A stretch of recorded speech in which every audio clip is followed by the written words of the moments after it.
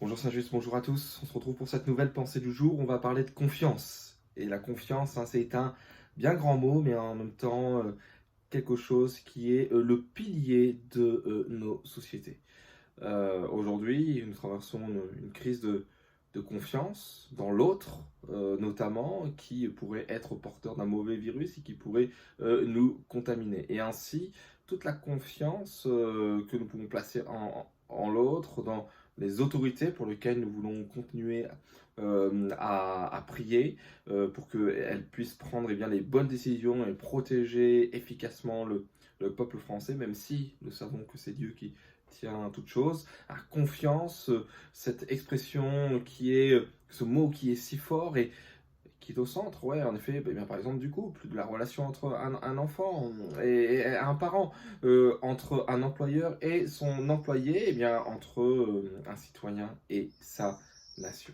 Alors, pour nous, eh bien, nous voulons plus que jamais confesser, proclamer, dire que la confiance en Dieu est ce qui nous reste d'une manière irrémédiable, inévitable, inaltérable. Oui, la confiance en Dieu, eh bien, ne peut pas faire défaut parce que Dieu ne faillit pas. Dieu ne se trompe pas. Comme mon fils aime à le répéter, c'est sa chanson préférée du moment. Dieu ne dit jamais oups, il ne fait jamais d'erreur, il ne faillit pas. Alors, l'histoire est pleine, je dirais, de récits qui nous parlent, qui nous interpellent et sur lesquels on peut faire plein d'analogies ou de parallèles avec certaines vérités bibliques. Et je vais vous en laisser une. C'est celle d'Alexandre le Grand et son médecin, enfin, un de ses médecins plutôt. Et donc l'histoire raconte qu'Alexandre le Grand était tombé gravement malade.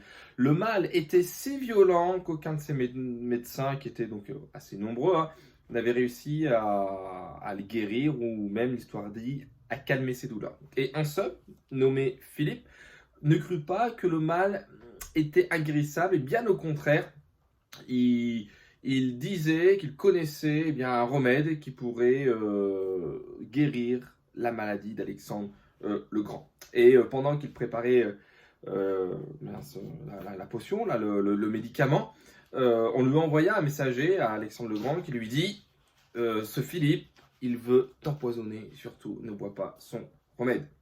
Alors le roi lut cette lettre, la plaça sur sa table de chevet, et peu après, donc son médecin Philippe entra avec bien le remède, et Alexandre lui donna de la main gauche, nous dit l'histoire, la lettre, tandis que de l'autre, il saisit la coupe où il y avait la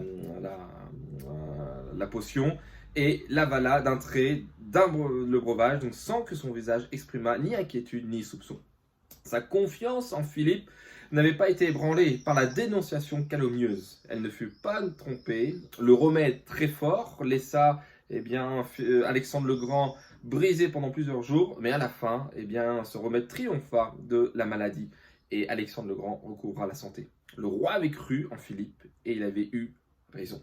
De même, très chers amis, frères et sœurs, nous sommes tous atteints d'un mal dont personne, sauf le Christ, peut nous guérir. Hébreux 5, verset 27 nous dit « Il peut sauver parfaitement ceux qui s'approchent de lui. » Alors confions-nous en Dieu, ayons confiance en lui. Je vous souhaite une très belle journée.